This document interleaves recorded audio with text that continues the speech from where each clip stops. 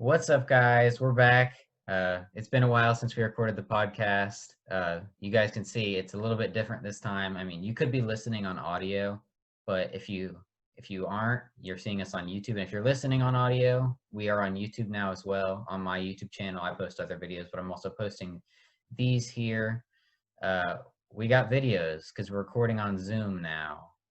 We've joined the world. So there's Brian to the left of me, and there is Shawn below both of us. Shawn is a friend from Twitter, knows everything Jags. I mean, knows more than me, knows more than Brian. No offense, Brian. But yeah, we're all back. Shawn's a guest. He's probably going to be here decently often because, I mean, we're in a group chat on Twitter. So, but yeah, how you doing? We'll start with Brian. How you doing? It's been a while. You're muted, bud.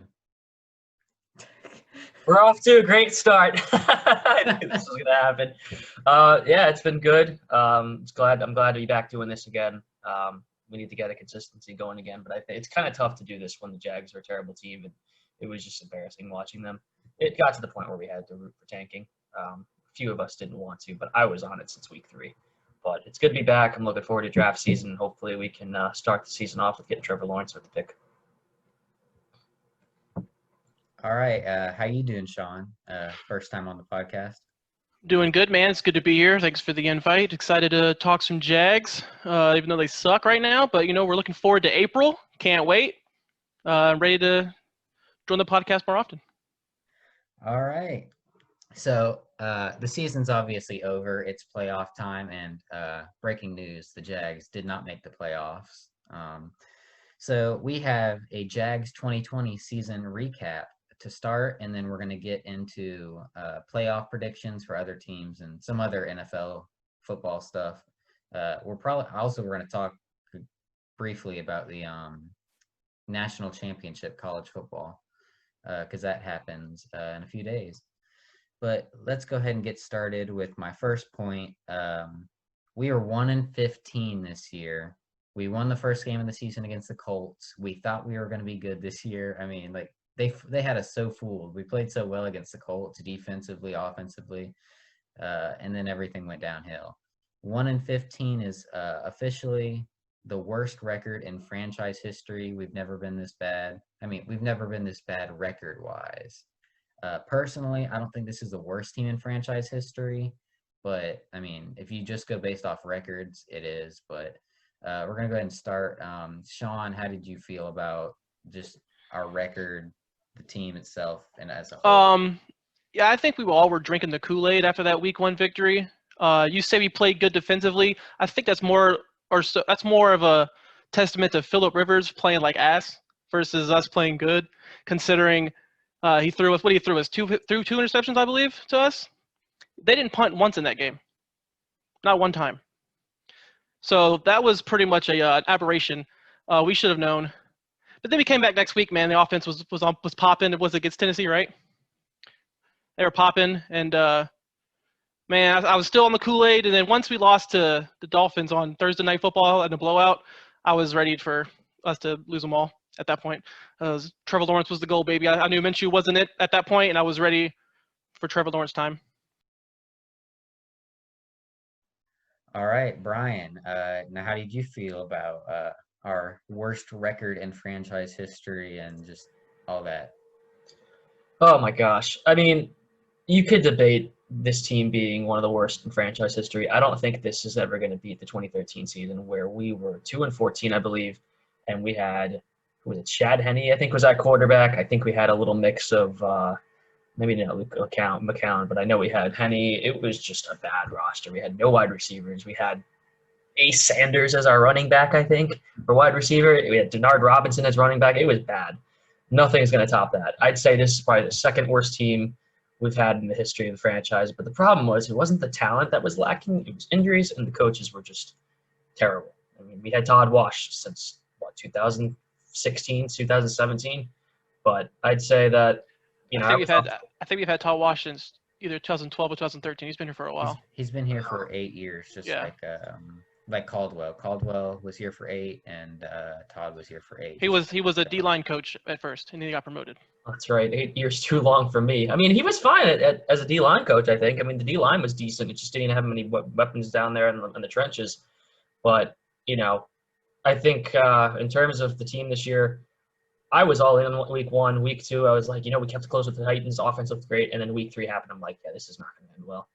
And I didn't have any hopes for Trevor Lawrence until the Jets won a game. I was like, there's no way. But it's the Jags. There's no way we're getting him. It's just not meant to happen. The football gods don't like us. And then the Jets won, and I was just ecstatic. And I'm like, all right, wait, season's not over yet. There's still a chance they could, you know, lose out and we win or something. And here we are getting Trevor Lawrence with the first pick, and the media is in shambles. So I'm looking forward to the draft. And sometimes tanking just needs to happen. Agree. 2013, by the way, we are 4-12, and Chad Henne was the quarterback. We actually had Maurice Jones-Drew at running back, but we still scored the 32nd amount of points in the league, even with MJD on the roster, bro. That's like James Robinson this year. It's like he couldn't even carry enough. But yeah, that was a bad team. So yeah, that's that. Now speaking of James Robinson, he had a season to remember. He played 14 games. He missed the last 2. He had 1,070 rush yards. He had 7 rushing touchdowns, a 4.5 yards per carry average. And then on top of that, he had 344 receiving yards and 3 receiving touchdowns. Brian, just give your opinion, thoughts, and all that on James Robinson and the season he had. Well, beginning of the season, before he even got the run to RB1, I was all in on Reichel Armstead. I was like, this guy's going to be good. I saw the last couple of games. I was like, I like what I see from him. I think he's going to be the guy. And then COVID happened, and I'm like, oh, well, we're in trouble. Our running back's going to be a problem. And then James Robinson kind of just took over slowly and moved his way up the chart. And after seeing him against the Colts, I'm like, all right, this kid's going to be special. And sure enough, he's obviously not as fast as you would expect. But the thing with him is he has great vision. He knows how to cut. He's not a north-south runner or, north-south like Leonard Fournette. He can do east-west. He can mix it up. And I'm very excited to see how he moves into year 2, especially with no training camp, no OTAs, and it was just a mess with COVID. But I'm really looking forward to seeing how he does next year with a potentially better O-line, a quarterback that's competent, and more weapons on the outside to help him, open up some space so we can get some more yards and potentially get another 1,000-yard season.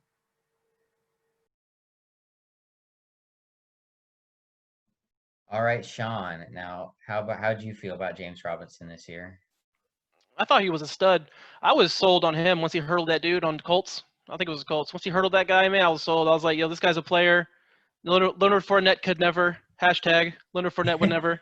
That was for the first couple of weeks. That's anytime James Robinson did a single thing, it was Fournette could not do that. When I saw him make cuts at the line, I was like, Leonard would have done that stupid spin move and got tackled for a loss. I was sold on him from that first game. Only thing I wish would have changed was he wouldn't have got hurt. I know we were tanking, and I think even with him in the lineup, we weren't going to win the last 2 games anyway. But it would have been nice to see him get the record for, I think it was scrimmage yards for is it scrimmage yards or was it just rushing yards? I think it was just rushing yards. I think he has a scrimmage yards record. He had the scrimmage yards, but he was a little bit off of the rush Yeah, yards. if he'd have played those last 2 games, I think he would have got it, no doubt in my mind. Because you saw how Dare Ogunbowale was running against those 2 teams. He would have got it, and I would have liked to see him get it. I think he has a bright future on the team. Hopefully he can stay healthy, and with Trevor Lawrence coming in, hopefully, fingers crossed, hopefully Jaguars don't jag it up. And with Trevor Lawrence coming in, that's just going to open up the running lanes for him even more. And I'm excited to see what he has to do in the future. All right. We're going to take a quick break here because I need to go do something. So we'll see you guys in a second. All right, we're back. So, yeah, James Robinson, I don't know how he did it, because in a year that you think no undrafted rookies are really going to have success, because there was no preseason for them to show themselves. There was no training camp. There was nothing, but somehow, some way, he still made the roster. And then both of the running backs ahead of him got hurt, and obviously Fournette got traded. So the 3 running backs ahead of him all were gone of some sort. And he got to start week 1, and like Shawn said, he had that hurdle. He was averaging like 10 yards per carry at one point, nearly, and then obviously they in the second half they kind of picked it up, but he finished that game with like 6 or something yards per carry, and I was sold on him from there. He kept it up. Once he broke 1,000 yards, we were all ecstatic. It's unfortunate that he didn't play the last 2 games, and now people think Jonathan Taylor is better than him because no, he's not. I mean, come on now. but yeah, that's James Robinson. He was easily the MVP this year. Miles Jack had a great year though. But let's go ahead and get on to Minshew.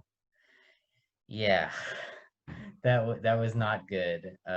Minshew, he played really well the first 2 games. I mean, the second game he had against the Titans, he had an interception, but it wasn't really his fault. Colin Johnson jumped like 8 feet to tip the ball. But yeah, Minshew, he had 2 good games. Like there were some of us who were legitimate, like, dang, he might go for that MVP at some point. And then Dolphins game hit. He had like 2 picks, I think.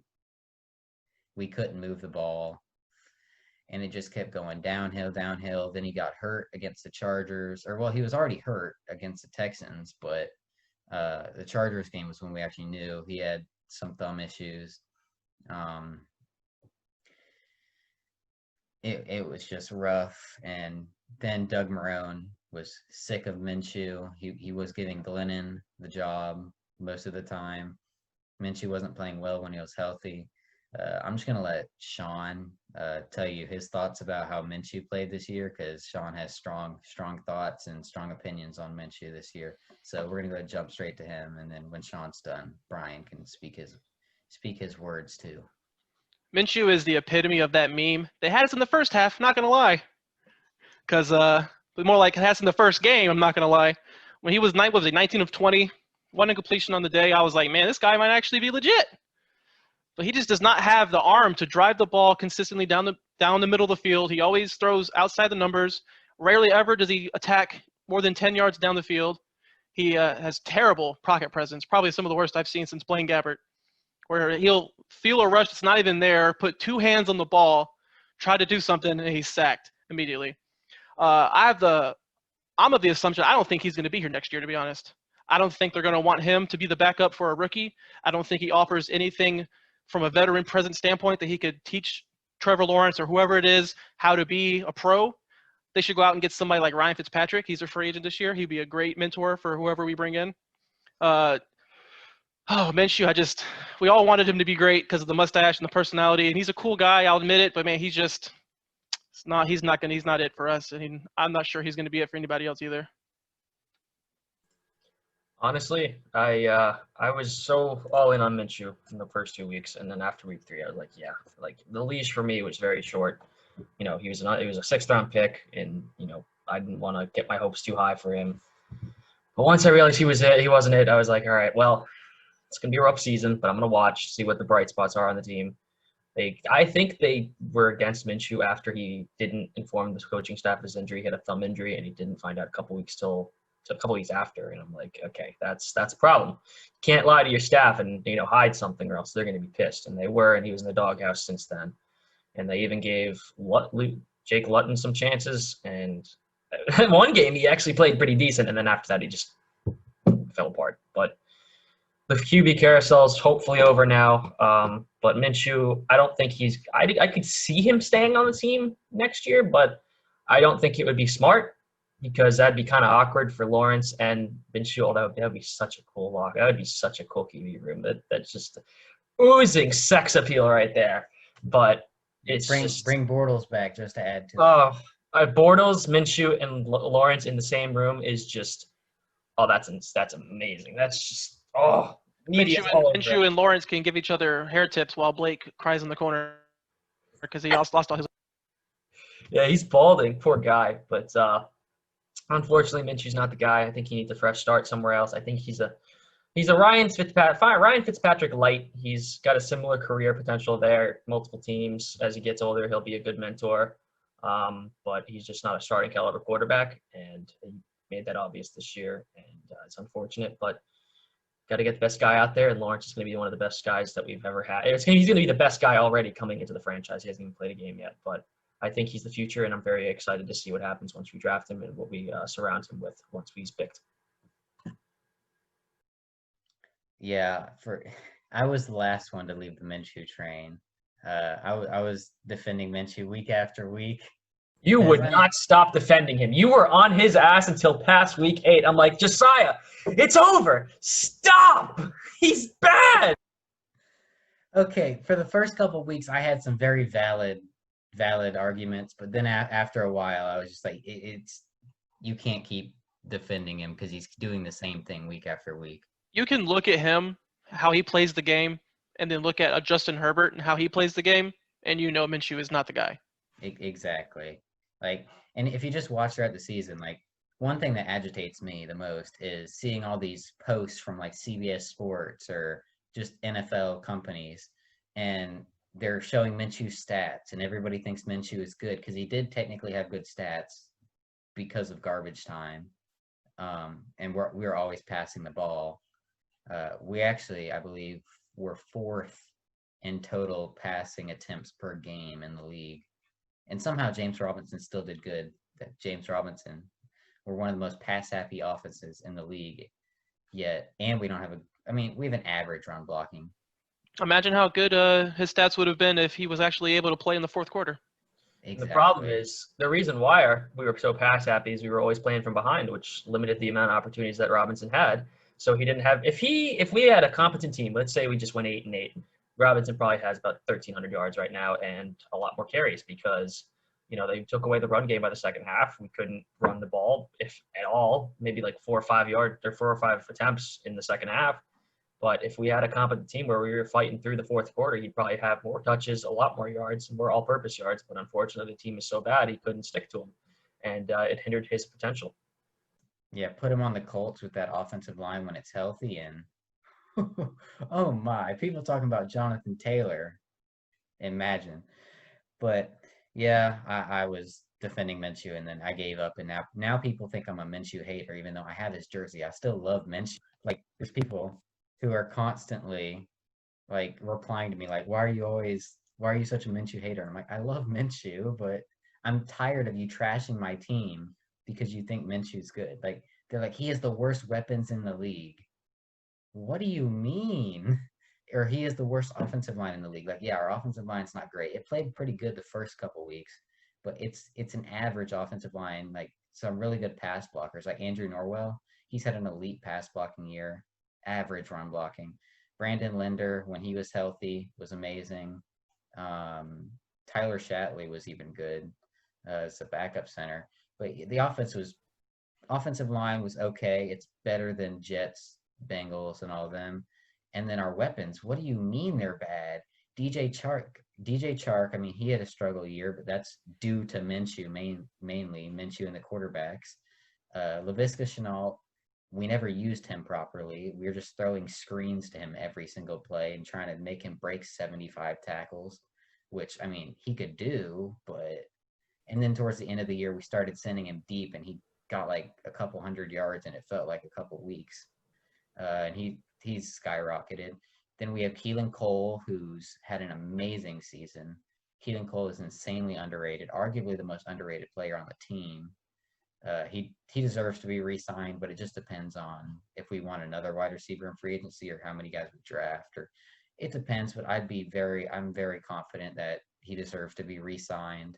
I like Cole, and then Colin Johnson, the wide receiver we drafted out of Texas in the 5th round. He's really come on too. And I just don't understand how people look at our team and think we have bad weapons. I mean, the tight ends are but I still think they could be better with a better quarterback too. It's just people, they're looking at the stats and they're like, DJ Chark only had like 700 yards. Well, duh, because the quarterback couldn't hit him when he's open half the time. Like, there's some plays where it's hard to watch. Like Jake Luton, he threw a ball against the Pack. Was it the Pack? No, he threw the good pass against the Packers. It's the week following the Packers. Same play. DJ Chark wide open for like a 70-something yard touchdown. Was that the Steelers game? Yeah, it was the Steelers game. The ball was so painfully underthrown. like DJ Chark had to stop and come back for it, and it got batted away. Like DJ Chark had 10 yards of separation nearly, and it was an incompletion. Like it's painful to watch, but that's beyond me. But let's go ahead and move on to another massive thing that happened to the Jags this season. Our bud Lambo, arguably the best kicker in the league. He got hurt after making, well, he got hurt at one point, and then he came back and got hurt again after making a 59-yard franchise record tying field goal and career record for him too. He got hurt again, but we had a kicker carousel this year. We had 6 total kickers used, which includes Lambo, Hauschka, Rosas, Brown, McLaughlin, and Wright. Most of those being cut eventually. I don't even know if any of them are on the roster anymore besides Lambo. We also Rosas was the last one to stick around. He was the last one to week 17. I think he's still on the roster right now. Rosas? Yeah. Okay, yeah, I think so. He's not bad. You know, I'm just be honest. He wasn't terrible for us. He had some pretty solid kicks with us, but I don't think he's better than Lambo, obviously. But he's not a horrible kicker. He had some good kickoffs too. But yeah, I would say next time if we lose Lambo again, I would go right back to him. He looks like a linebacker in the middle of the field. That's what I was about to say. It looks like he should be playing edge rusher. Edge rusher, linebacker. It looks like he's had a few too many beers. Boom. But yeah, and we also had 2 punters this season because Logan Cook had an illness and he didn't travel to the Ravens game, which was a train wreck. So Rosas actually punted for the first time in his career. We did something new. We had a kicker punt for us, and obviously he didn't punt the best, but I mean he had some good knuckle punts. If that doesn't sum up our Jaguar season, I don't know what does. Exactly, but that's our situation with special teams. I feel bad for the special teams coordinator because he's actually one of our few competent coaches. He's had nothing to benefit him, and we also drafted Clay Brooks. We drafted Clay Brooks to be a good returner, and he's terrible returner. Like, oh my goodness. I mean, he's a great special teamer, but he's not a good returner. Like he had the most forced fair catches in the league this year. Oh jeez. Because he's so fast, he can get down there in half a second. But he's a trash returner, so Clay Brooks, I mean, he's also played a lot of corner. We'll get into that later. But yeah, special teams has been rough. I'll let Brian kick this one off with his thoughts about our kicker carousel. Oh my God, it was embarrassing to watch all these kickers. And Lambo went out. I'm like, oh, this is gonna be fun. Rosas, McLaughlin, John Brown. What's his name? John Brown. Like he was like number 1 and is like, I was like, who the heck is this guy? And like, this doesn't look like a kicker. And people made fun of him. Rookie. Oh God, I think he was undrafted, and he just. Yeah. I think he played against the Dolphins, and he missed a couple kicks, and it was like. He cost me money too. Just gambling. But the kicker carousel was probably nearly not as bad, but nearly as bad as the QB situation. Because if you have a quarterback but a bad kicker, you can kind of work with it. But if you have both, it's just a nightmare. And it just stinks that Lambo went out. He probably would have been the only. If anything, Lambo might have been the reason we maybe won another game, because he would have gotten some field goals and probably would have helped, and probably would have changed the aspect of the game whenever he's in there and makes field goals, especially any of the misses we had, because that's momentum that turns to them. But I think him getting injured was probably a better thing for us, and he'll come back strong next year, and we'll have a much more competent team to work with in 2021. Yep. Now, Shawn, give your thoughts on this kicker/punter carousel. Yeah, Lambo going out really hurt us, but it might actually helped us, like Brian said, because how many extra points did we miss that forced us to go for 2 points down the road where we could have, tied it up or whatever, and we didn't tie it up because Lambo. We lost 5 straight games by less than 4 points, and I believe 3 of those were because we had to go for 2 and didn't complete it. Yeah, exactly. So, but that also goes back to the whole tanking thing. That's what you want to see in a tank. Lose the game, but play well. That's where I was at with it. But going back to the kicker carousel, yeah, Lambo going out hurt us. I wasn't as sad about him getting hurt as most of y'all. He snubbed me for a picture last year. I remember I told y'all about that. He snubbed me at the team hotel for a He didn't picture. snub me. I got You one. know, lucky. Yeah, I got a picture with Minshew and Yannick, who won't be here. Well, both will be gone from the team eventually. So he snubbed me. So I'm a Lambo hater, even though he's a good kicker. I'll still say he's a great kicker, but I'm a Lambo hater. So yeah, it's gonna be nice to have him back next year with Trevor, and hopefully we can actually pull some games out that are close ones. Yeah, I remember when Lambeau kicked the winner over the Broncos last year. Minshew played great that game. Fournette had a rare, actual, complete game. He gained 70 yards on his last run of the game. He legitimately actually was a reason why we won that game. He almost set a franchise record, but that's in the past.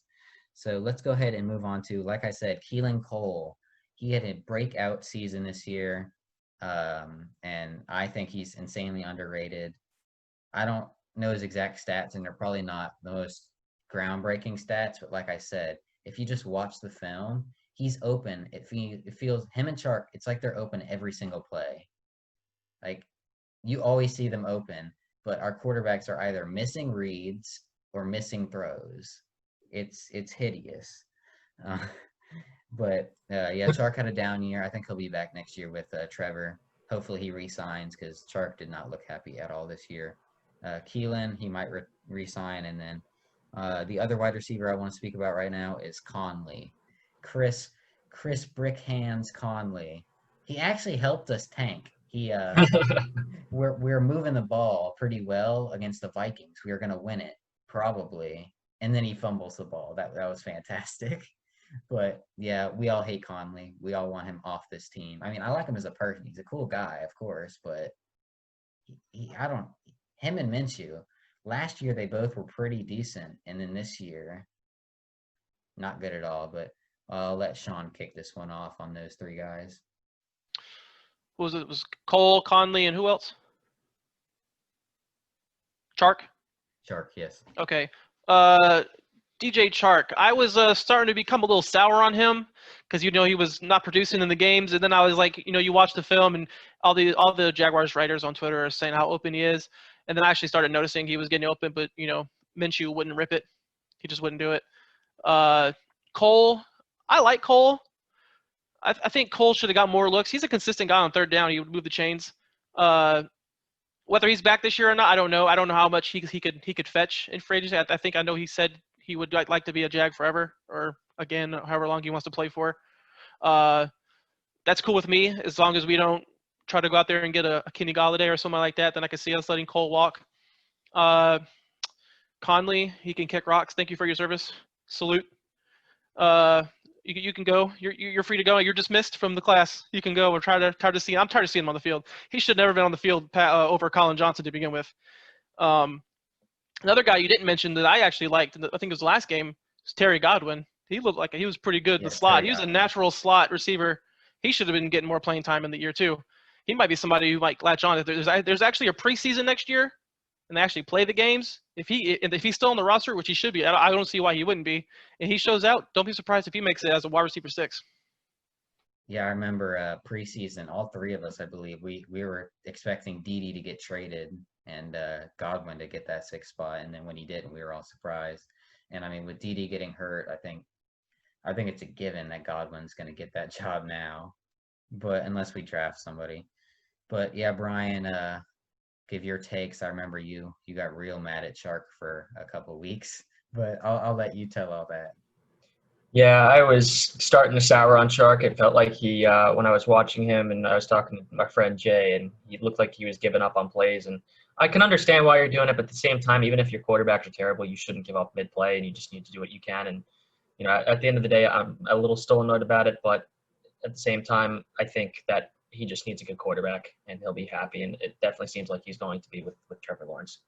And, something that Chark did not strive in coming out of college was separation. He actually didn't have the best separation coming into the NFL, and it showed in his first year. So the fact that he's getting separation, especially with his 4.3 sub 4.3 speed, is very promising.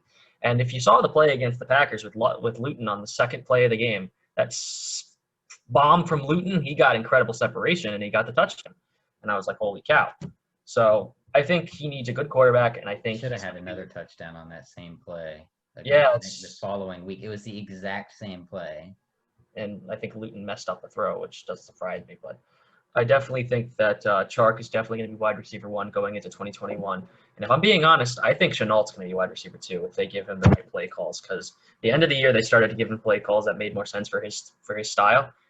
And he's a good receiver when it comes to breaking tackles. Like, the dude runs like a running back. He catches like a wide receiver, but when he runs, it took 6 Viking players against the Vikings to take him down in one play. I have a picture on my phone of it. I'm going to show you just because it's incredible. One was a defensive lineman. Yeah, there was a defensive lineman in the play. Like, look at this. That's just unheard of. That's a wide receiver carrying about 5 men. Jeff Gladney's in there. You got a defensive lineman in there. And I'm a big fan of Chenault. And I think he was an absolutely phenomenal pick in round 2 because a lot of people expected him to go in the first round. But he had a core injury, and it sunk his stock, and I think it was the best thing for us. Granted, right now, the best pick in the draft, wide receiver from that year, is what's his name? Justin Jefferson, absolute baller. He's been a great replacement for Diggs, but I think long-term, Chenault has a potential to be the top 3 from that class. Regards to Conley, see you next year. You're out. Bye. Thank you for your service. Thank you for your veteran presence, but it's time to go. I think the best replacement, what I would do personally, is obviously you got Chenault, you got Shark, you got Colin Johnson. I think those are the 3 that you got to keep. 4, I would keep Cole. If he doesn't stay, I go wide receiver in the draft. If he stays, you get rid of Conley, and you go get a veteran presence in Kenny Golladay. I'm a big fan of Golladay. I think he would take the top of the defense, and that would let Chark get open more. And I think we'd have a significant chance of having an incredible passing game with Golladay, Chark, Chenault, Johnson, Keelan Cole, and then whoever wide receiver 6 could be, which could be Terry Godwin for all we know. And what was the other one that you mentioned? It was Chark, Chenault, Conley. Is there anyone else? Nope. It was Cole, but you touched on him already. Okay, yeah. Cole, I think we re-sign Cole. I wouldn't be surprised if we didn't, but I think he deserves a second contract with us. He's been phenomenal in considering the position he's in, and he can only grow from here. And I got to give a lot of props to Keenan McCardle for turning around our wide receiver core, and I think he needs to stay on the staff no matter who the coach is. If you get rid of him, I'd be very disappointed. He has been stellar for that team. I was just getting ready to say the same thing. I was going to say that if the new head coach needs any rhyme or reason to keep Keenan McCardle, look no further than Keelan Cole.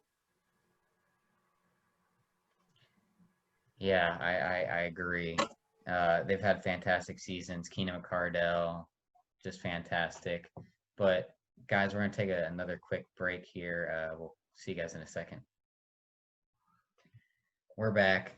So let's go ahead and move right on into the front office. The front office is gone.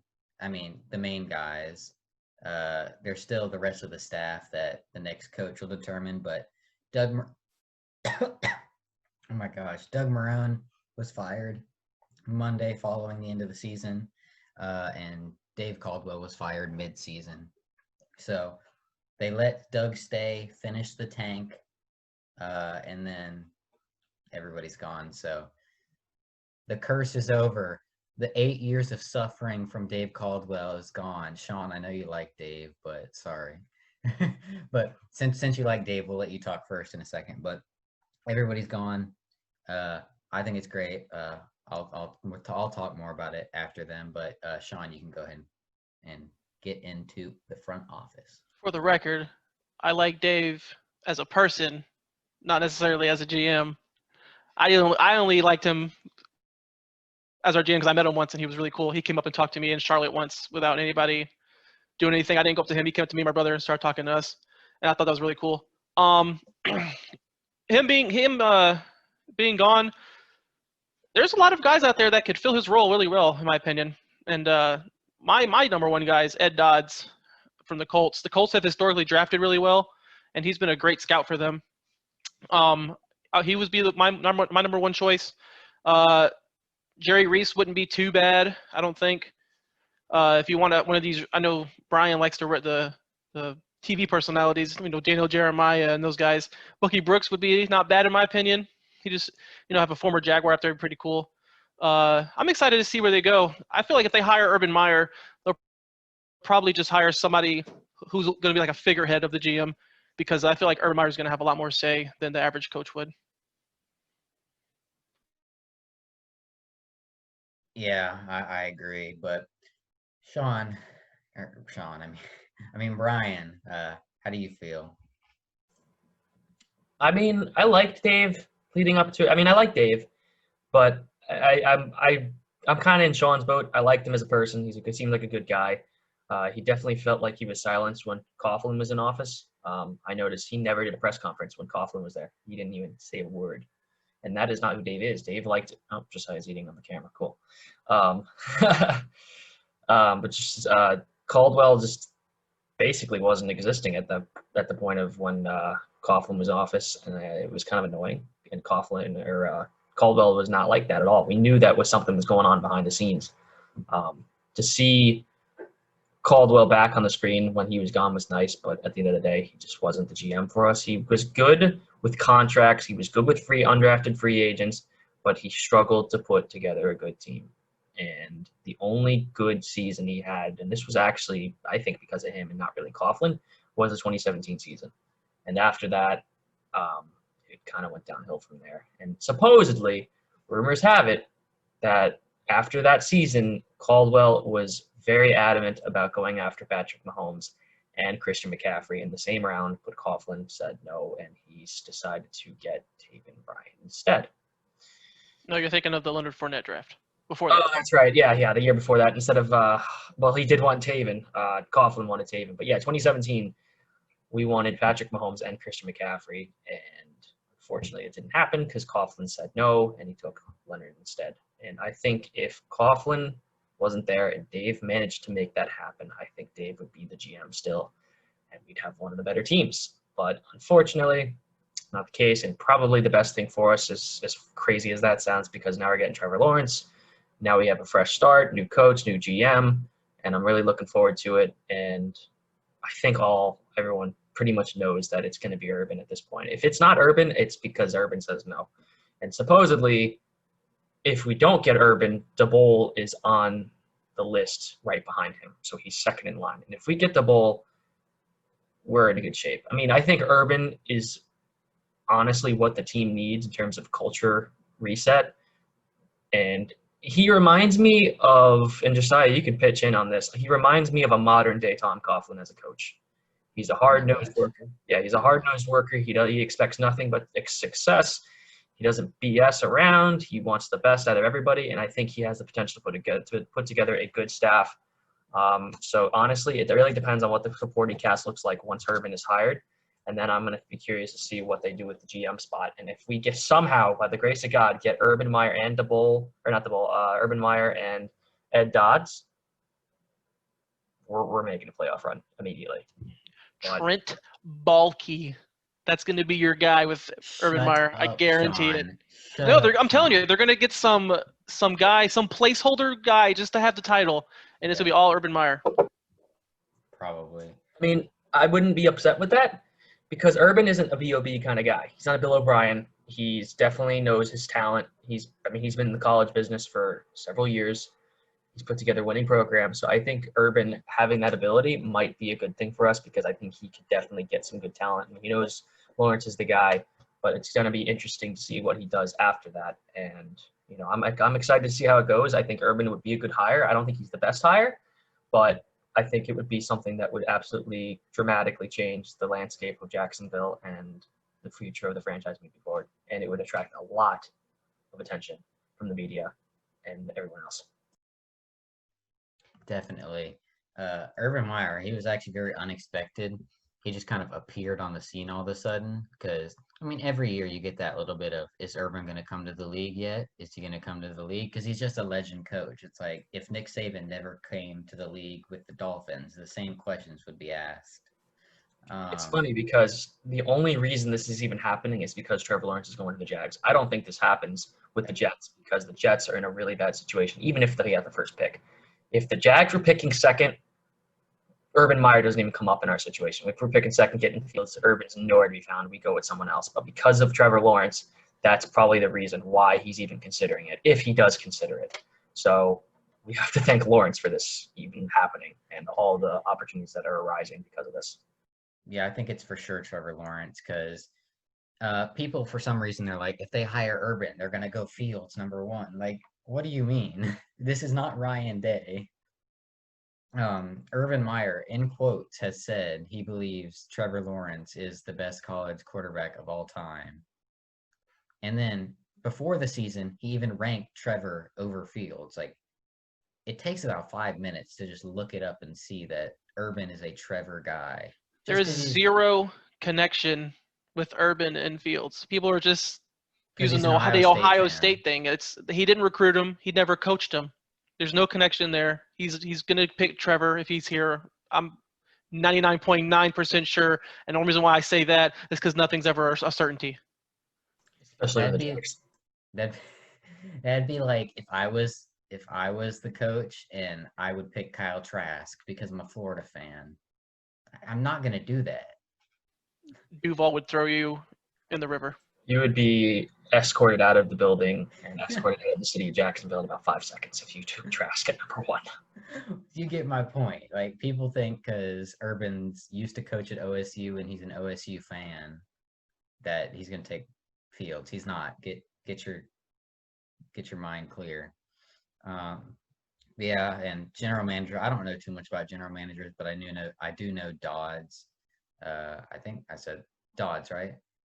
Yeah, he's one of the most highly respected, highly coveted scouts in the league. He's deemed as the best scout in the NFL right now. I think I saw that he was the best scout ever. Yeah, apparently he's like the best scout in like recent memory, and Shawn's obviously a big fan of it. Shawn put me onto him. I need that. Yeah. If we can get him and Urban Meyer's like I don't want him, then get Brian Dable because I want Ed Dodds as a GM of this team. The GM is like really, it's like so important, and Dable can probably coach just as. I don't know if he's coached just as well. I don't. It's two different types of coaching between him and Urban Meyer. Urban Meyer is going to be more of a leader, rah kind of guy. Get your team up, get your team fired up to play, and whereas Dable's, that elite play caller kind of guy, that kind of coach. And if that's what it takes to get Ed Dodds, then sign me up. I think Urban is the kind of coach that's needed for a team like us, just because, for example, I'm gonna use a college example. It's hard to compare college and NFL, but for example, the Florida Gators this year, Dan Mullen, he did not do a good job. I mean, he's a great coach, play caller, just like Dable would be, but he's not the best at creating the best culture because we lost to LSU Florida lost to LSU because they didn't care. They thought they were going to get a free win. I believe during the week, Dan Mullen was talking about playoff scenarios and stuff. And obviously you could tell the players were thinking ahead. They're like, oh, they're garbage this year. We're going to roll by them. That didn't happen. And you can't fix that kind of mindset mid-game. Just you're shell-shocked. And then, I mean, the same thing kind of happened against Oklahoma. Like, yeah, we had nobody on the field, but he had the mindset of, oh, this is just like a practice. It's like, what happened to trying to win every game, like the Gator standard? And I think it's just like the same concept. I don't know if Dable would be like that, but I know Urban for sure would get the mindset like Nick Saban does for his guys. Yeah, that's why I think we ultimately end up with Urban Meyer. If this team's wasn't so, if their chemistry and their culture wasn't so bad, I think we would probably take a shot on a Brian Dable. I just feel like they're going to take an Urban Meyer because he's like the one guy out of all the head coaching candidates who's a proven culture changer. He's changed the culture everywhere he's been. When he went to Bowling Green, they sucked. He comes in there the next year, winning record. Utah, same thing. Florida, they weren't quite as bad. He took them to the better record the next year, national title after that. I think he would win a national title with this Florida team. He probably would. And then, like I say, he went to Ohio State. I think they were 6-7 the year before, and he got there 12-0. Come on. Didn't he win a national title with Cardale freaking Jones as his quarterback? Come on. Yeah, Cardale Jones, who was a backup, actually. Get this man Trevor Lawrence. Yeah, I think it's just too obvious to not take Urban. Like, I'm not – it's obviously not the number one pick a lot of people would want. You want to you want this offensive guru, the elite guy when it comes to offense. But at the end of the day, that's where he comes in to find an offensive coordinator that fits that need, and he understands that. And I think he knows how to put together a winning coaching staff. And I think he'll get some guidance from guys in the NFL and be like, hey, what do I need to start with? And if he needs it. But I think at the end of the day, his main goal is to get Lawrence and change the culture and let the offensive coordinator, defensive coordinator do their jobs, and then obviously the position coaches, and go from there. I think he's going to do wonders for this team. It's also going to bring a lot of publicity. Like Urban Meyer, you hear Urban Meyer, like, holy crap, that's a big name coach. That's going to bring a lot of publicity to the Jacksonville. It's going to bring publicity for the coach. There's not just the coach, but Lawrence itself. Like, the Jags are going to be on the map again. You got to look at Green Bay. You got to look sure at about City. that? I don't think Trevor can make enough money here. I don't think this is good enough a city. I think he's crying right now. Yeah, that take is so short-sighted. Like, it's so 2004. It's like, come on, man. Patrick Mahomes is in freaking Kansas City, Missouri, and he's in every freaking commercial I see. Come on, man.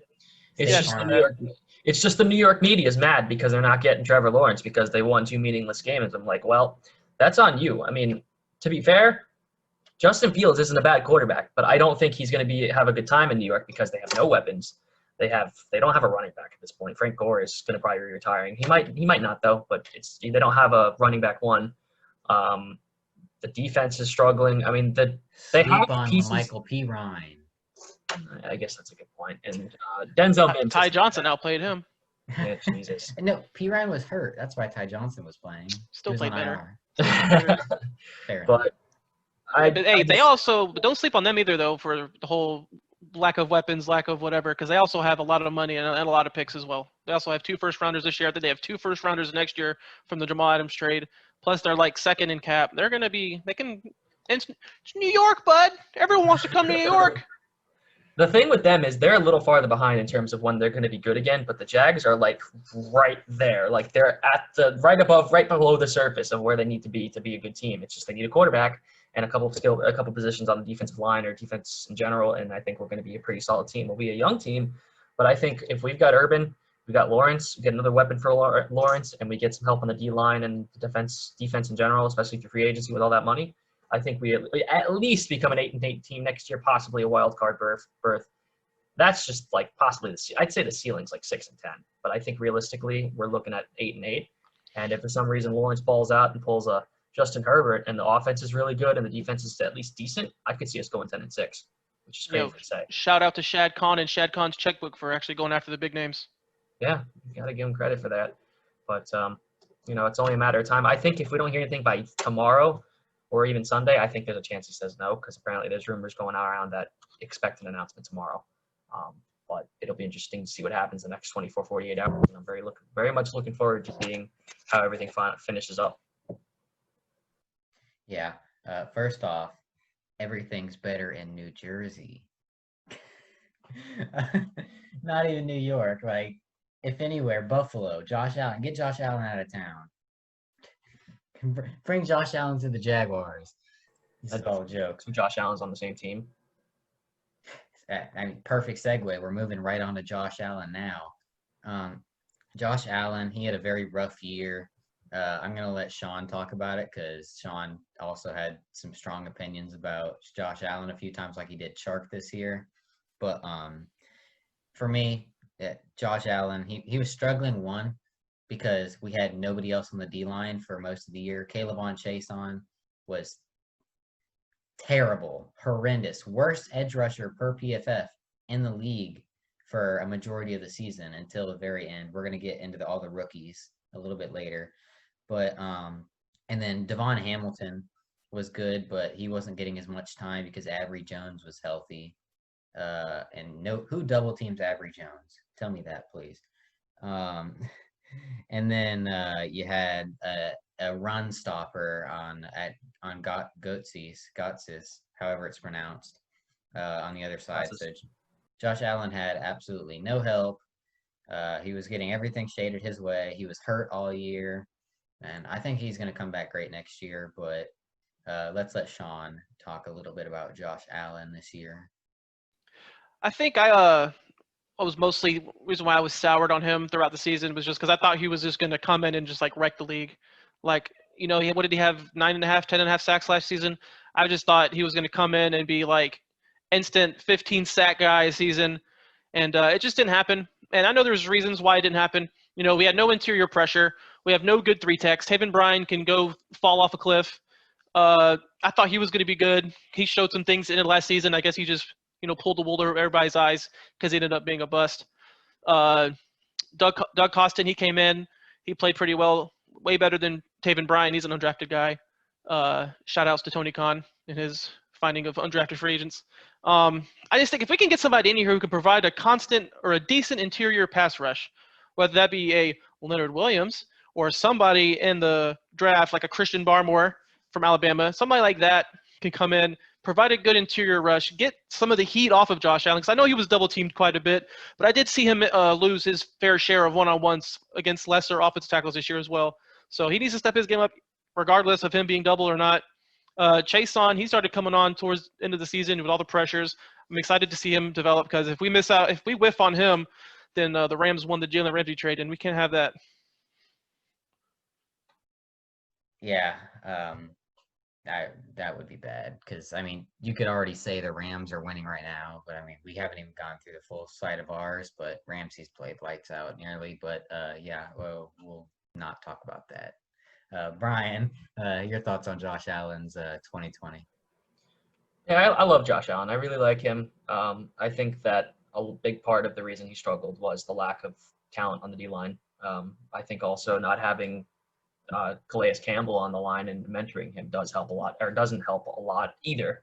So I think a lot of missing pieces kind of held him back and add in some injuries too, and he just had a really poor year. But I think year 3 is a big year for him, and I think it's when he's going to be able to redeem himself. Add in Doug Costin, Devon Hamilton coming back. I think Costin could end up being a starter next year if we don't take somebody, but I think he might at least be a good rotation guy because at the end of the day, rotation is key on the D-line to keep everyone fresh. And I think that he needs Chason to pick it up again, but he was picking it up at the end of the season. He was getting a lot of pressures. He was like ranked 3rd in the last 4 weeks or something, certain amount of weeks. He was just pressure after pressure. He just wasn't finishing, but that's something that you can work on with your new staff, and I think he's got potential to be a really good edge rusher to come into next year. And if we can get the proper interiors to help them get some sacks, I think we're going to be seeing a return of Jacksonville very soon. Secondary as well. The secondary also is the reason. The problem is, if you don't have a secondary and you can't get any pass rush, the guys are going to be throwing bombs all day. You're going to be getting towards 300 yards every day or every week. But if we get some help in the secondary, that'll allow some guys on the edge rushers or even the interior to get some pressure, and then they can't find a guy open, causing a completion, may lead to a sack. And at the end of the day, you need both sides or both positions to be working together. But unfortunately, we were seeing struggles in both sides, especially with all the injuries at cornerback and Henderson being a rookie.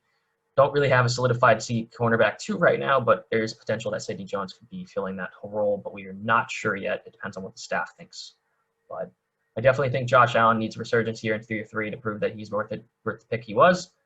It'll be interesting to see what happens next year between Chason and Josh Allen, especially. Switch to a 3-4. Yeah, I My God, just do it.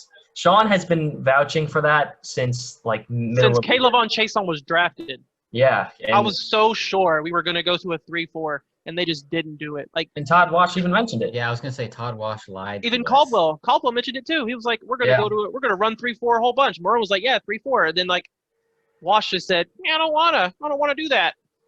Seattle covers 3, baby, gang, gang, gang. Come on, dude.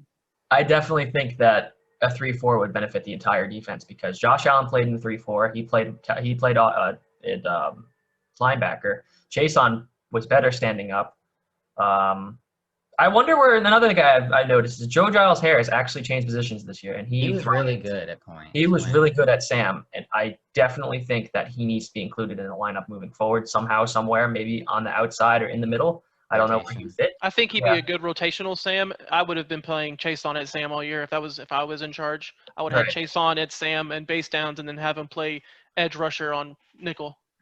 If you're doing a 3-4, Chason, Miles Jack, Schobert, Josh Allen.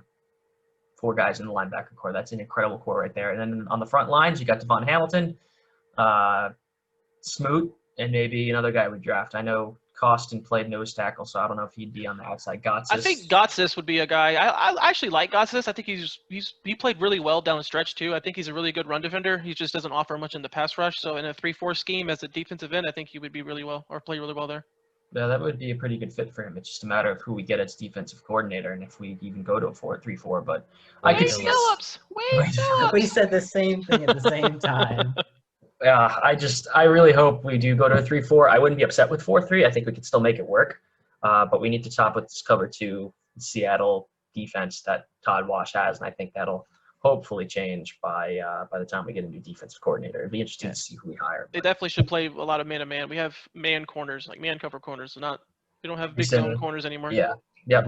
We had Ramsey, who was a man corner, and that's one reason why Ramsey wanted out, was because he was sick of playing zone every dang play. Yep. We don't have – people say, oh, Jaguars love tall, lanky corners like Seattle, but it's like Seattle had Richard Sherman, who also isn't very fast, which is why they played a lot of zone. Like, you have Ramsey, who ran, 4.41 at the combine? Like, he can play man. Like, they should have been manning up this whole time. I still think they should have manned up this year with Henderson. They should have played Jones. There's a lot of things they should have done differently, which is another reason why the coaching staff should be out on their ass, because Sidney Jones should have played way earlier than what he did. Yeah, I'm a Florida fan, so I watched CJ during his college career. He's a man corner. He's a lockdown corner. He's not a zone guy who's supposed to sit in his zone and then make a tackle. Or that's probably why he struggled so much, is because they didn't use him properly. That's part of why I think he struggled. But I think if they do more man coverage, I think he's going to thrive. And even if we keep Jones, he might thrive too. And if we keep those 2 as our cornerbacks, I would definitely try to look into getting a nickel corner in the draft, unless maybe Clay Brooks picks it up, or maybe. Hey, don't sleep on Herndon. Herndon was balling at nickel. Yeah, that's true. Herndon, and he could actually take a quarterback down. Like, he took Deshaun. My guy can blitz. My guy can run defend. Even though he's a smaller guy, he was playing nickel out of his mind. And he wasn't missing tackles at all. Yeah, that would be a good – if we can keep those 3 corners, maybe get some depth, keep Clay Brooks as special teams in depth, and maybe we need to work on the safeties, and that's where Justin Simmons comes in. Hopefully in free agency, unless we draft somebody. But I think we're not as far away as people may think in terms of becoming a good team again, because we have a lot of money which we can spend in free agency, and anything we do in free agency, we will fix the remaining holes in draft, which would probably be a position on the offensive line, maybe another wide receiver, and maybe like another, I don't know, like a corner or even a defensive lineman or something. So, franchise quarterback makes everything look better. Don't forget. It does.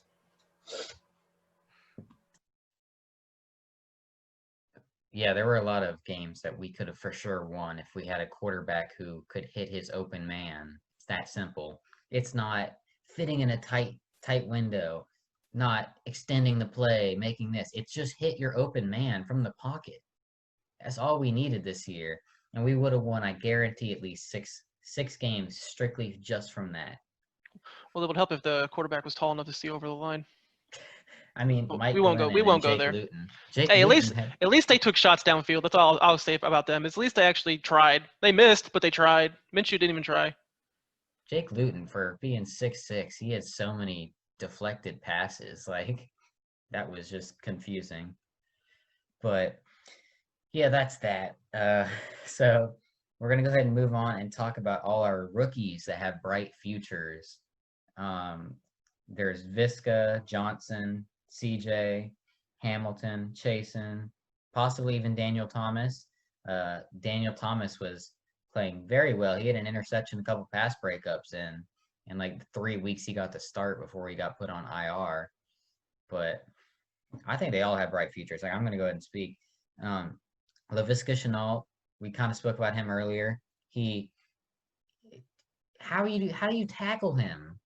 Like, it takes a defensive lineman with 6 guys in the secondary assistants, probably a couple linebackers too, to take him down. And then as soon as we start actually giving him routes instead of just either slants or just short 3-yard routes or behind the line of scrimmage routes, once we started giving him actual routes, he was killing defenses like the Colts. He had 2 touchdowns against the Colts last week. Against the Bears, he had like a 70-something yard touchdown. That was a great pass by Glennon, but it was a great catch. Like a great pass has to come with a great catch too, and it was a fantastic catch. He tracked it perfectly, and he did it in college. Like there's this one play that sticks out to me from college, where the ball looks like it should have been picked off, but somehow he steals it and scores a touchdown on it when the ball was like underthrown, thrown too far to the inside, and he still like snags it and scores on it. That's one play I'll remember from watching his highlights. But and then there's Johnson, who was really, really good once he stopped being a bonehead and trying to catch every pass that was in his vicinity. That caused an interception at the beginning of the year. I think Johnson has a great future. Then there's CJ Henderson. We talked about him just a couple minutes ago. If we actually give him proper help from a defensive coordinator standpoint, I think he can be fantastic lockdown. I don't know if he'll be Ramsey level. That's kind of hard to expect someone to do, but he was pretty dang locked down in college. I mean, he got beat by Jamar Chase, but he also locked Jamar Chase down multiple times. Like if you go back and watch the LSU game last year, you'll notice he got beat a couple times, but he recovered and broke up a couple passes against Joe Burrow, Jamar Chase, and that insane offense. So I think CJ's got a really bright future as long as you give him a competent guy coach. And then we got Hamilton. He got hurt. He was fantastic. Like for a while he was looking fairly about the same level as Derek Brown, who we wanted. Then he got hurt, and Derek Brown did pick it up. So, but I think Hamilton, with a preseason hopefully and all that, is going to have a great year next year. Then Chase he struggled. By struggle, I mean he was terrible all year until the very end. Like Brian was saying, he couldn't finish, but it's not even necessarily him not finishing. It's the fact the secondary couldn't hold up for 2 seconds for him to actually get to the quarterback. Like he'd get the pressure, but he couldn't get the sack because, wide open guy. Because at the end of the year, Sidney Jones hurt, CJ Henderson hurt, and I think Trey Herndon was even hurt at a certain point. Like we had 6-string corners playing. It was hilarious, but yeah, I think Caleb Vaughn's got a bright future. I think all of these guys have bright futures. Like I said, Daniel Thomas too. But yeah, we're gonna take a quick break real quick. We're back, guys. So just want to say the podcasts are going to be much longer than before because we're doing them occasionally like big chunks. Like we're going to talk about a bunch of stuff. Like the next podcast is going to be like draft, off season, and all that stuff. You guys will see that when it comes, but we still have quite a bit more to go. So hope you guys are enjoying this. You guys can watch it in multiple days, pieces, however you want to do it. But yeah, let's go ahead.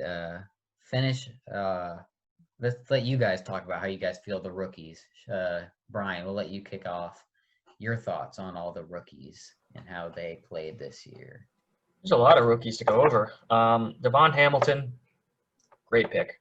Another mid-round guy. Dave Caldwell also did really well with mid-round guys, surprisingly.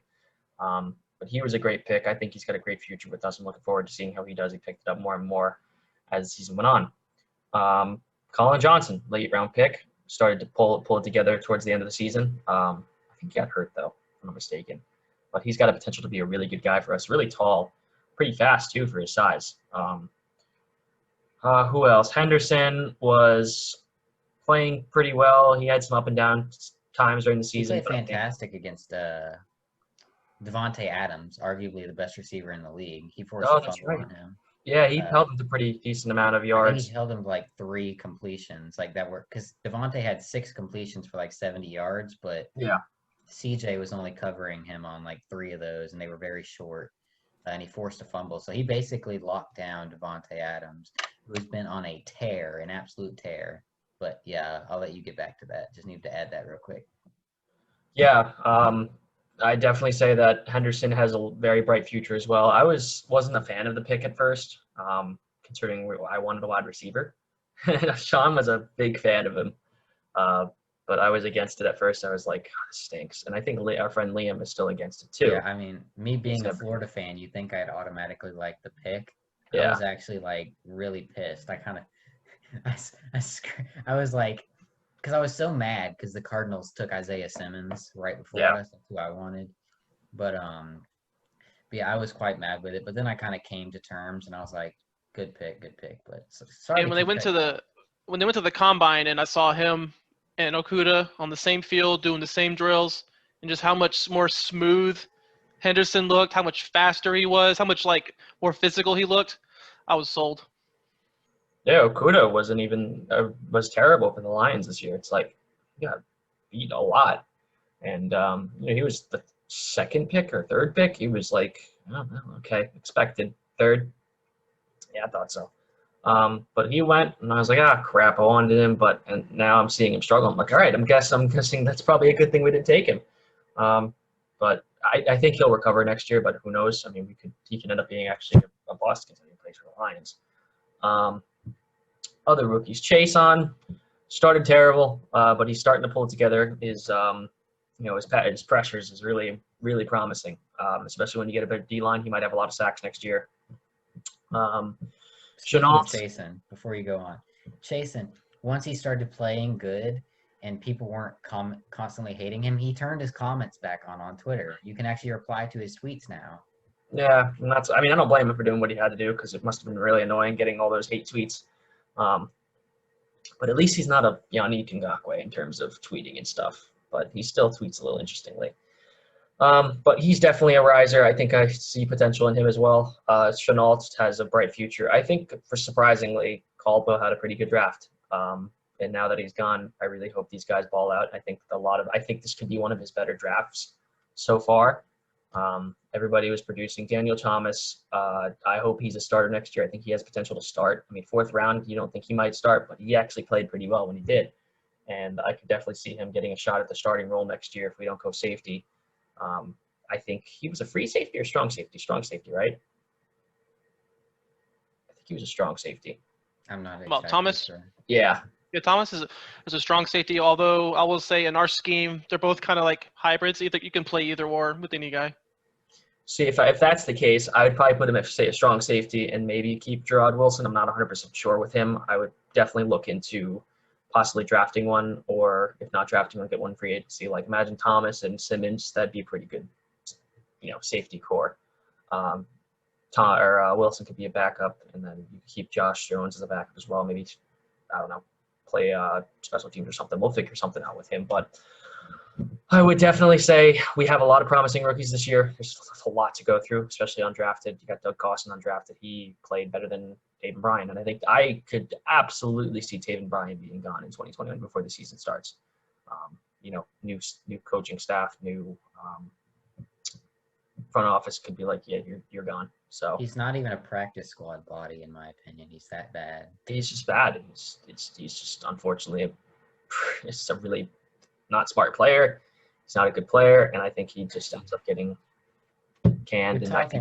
You said he's not a smart player, and to speak on that, this guy's so dumb. He can see the offensive line purposely letting him in for a screen, and he just keeps going.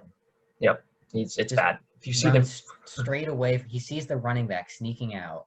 He could easily go and do what Yannick Ngakoue did and intercept the pass last year, pick 6 it probably. But this idiot just keeps running at Phillip Rivers or whoever the quarterback was. Right.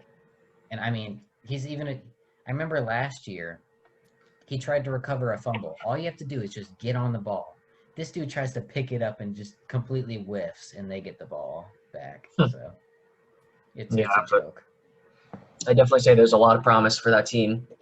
This year had a great draft for Caldwell, surprisingly, which is pretty hard to believe, but he had a good draft, and I think this coaching staff that we're going to have is going to have a good time with these guys.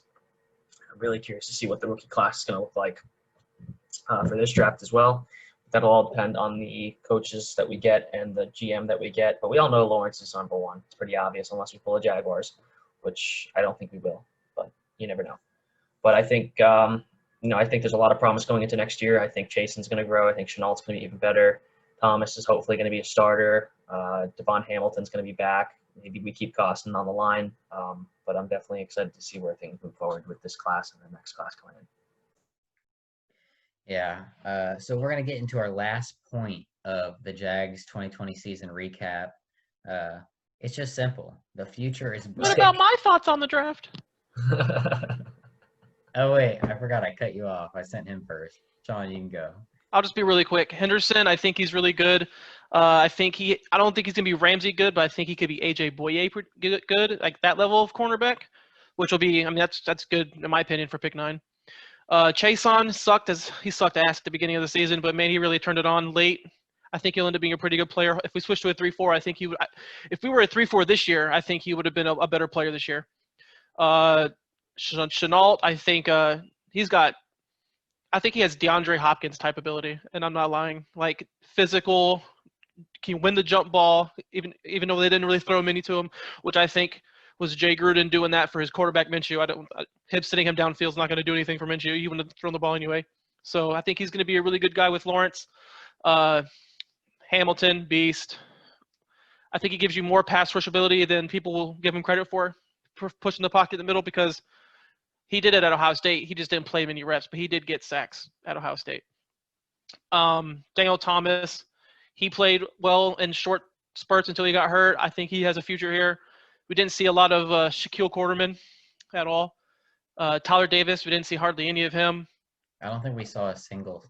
I don't think Shaq played a single in a non-special team rep. Right. I saw him on special teams. He might be. I didn't really notice him on special teams, good or bad. So he might have a future him because there. he got one flag, but besides that, he didn't do anything because we had Schobert playing I think Schobert might have played every single snap this year. That's not bad. I mean, yeah. Hey, you got to get your money's worth. But as far as so Daniel Thomas, I liked what I saw from him. Shaquille Quarterman to be determined. Tyler Davis to be determined. Chris Claybooks, he can stay on special teams. The guy that I'm actually surprised we didn't see more of, Josiah Scott. I thought he was going to be the nickel guy when Hayden got hurt. I thought that's what they drafted him for. Hayden goes down. I'm like, yo, this is his perfect opportunity. He just didn't see the field, it was surprising to me because I remember reading in training camp, it sounded like he was doing well. He was snagging interceptions in practice and all kinds of stuff. And he got on the field a little bit late, and he didn't flash anything good or bad in my opinion. But he was one guy that I'm really surprised didn't see the field as much as I thought he would when Hayden went down with injury. Yeah, I completely forgot about Josiah Scott. Has the same name as me. That's how forgettable it was. I mean, and to Herndon's credit, I mean, he played well enough to where they didn't need to. Maybe they wanted, a more veteran guy in there than just having all rookies, which is understandable. I just thought he was drafted for this. I thought he was drafted to be the successor to DJ Hayden, who's been an awesome nickel for us, but he was not very good this year. And I just really thought we would have saw more out of him, and hopefully we see more out of him in the future. I think he could be a good player as well. Yeah, like I don't really know, because when he was on the field, he wasn't that great. I mean, he wasn't terrible, but you didn't see anything good from him. So to be fair, he didn't have anything around him by the time he got on the field. All our starters were hurt. Exactly. Like, people are saying we have no talent on the defense, but they're ignoring the fact that all our talent was on IR. But yeah, so let's go ahead and just wrap up the Jag season recap. We have a little bit more. The podcast's not over, but the future's bright. We have all the rookies we just talked about.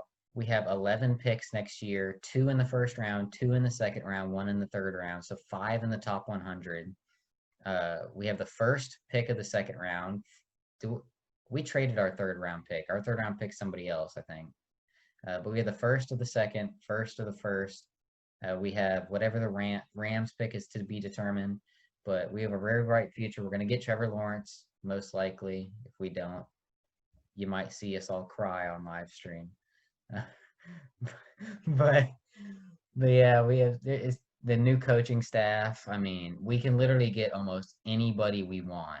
Some people may say the Chargers job is better because they do have Herbert. Shawn was really high on Herbert, but that's besides the point. But yeah, some people say the Chargers job is better, but I think personally the Jags could get any head coach they want, and I think they could get any GM they want too. So, and I don't really see, we have so much money. We have almost $100 million to spend in free agency. Like when we do the off season podcast, we have a lot to talk about because there's so much we could. It's another case of we could sign almost anybody we want because we have the money to drop the bag for them. So that'll be all fun to see. But yeah, how do you guys just feel about the future? You don't need to go too in depth because obviously we got another podcast for that, but I'll let Shawn speak this time so I don't forget him. I'll just leave it with one phrase. The arrow is finally pointing up.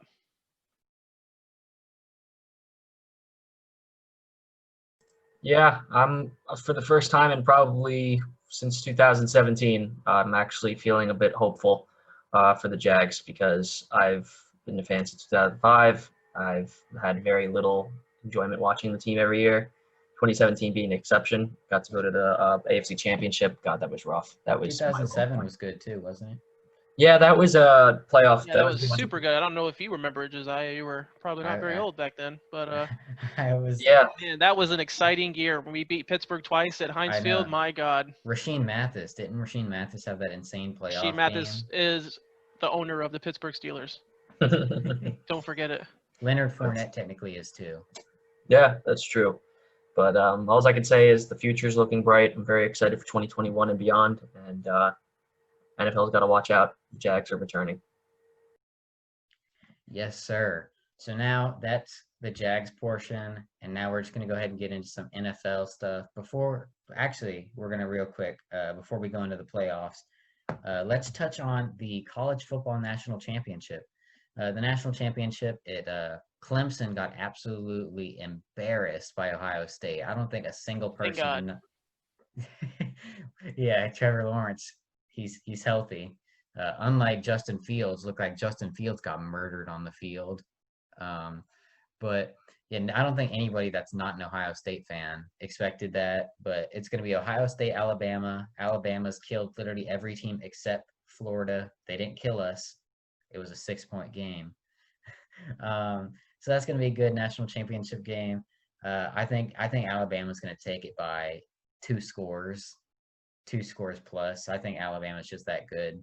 And I don't think Ohio State, because Justin Fields, he struggled against good teams, but then he played fantastic. He played probably the best game of his career against Clemson. I don't think Alabama's going to do what Clemson did, and I think he might struggle again. But, hey, I could be wrong. But we'll see. Brian, how do you feel, or your thoughts on the College Football National Championship? I don't know. I know you don't watch much college football, but you got to know some.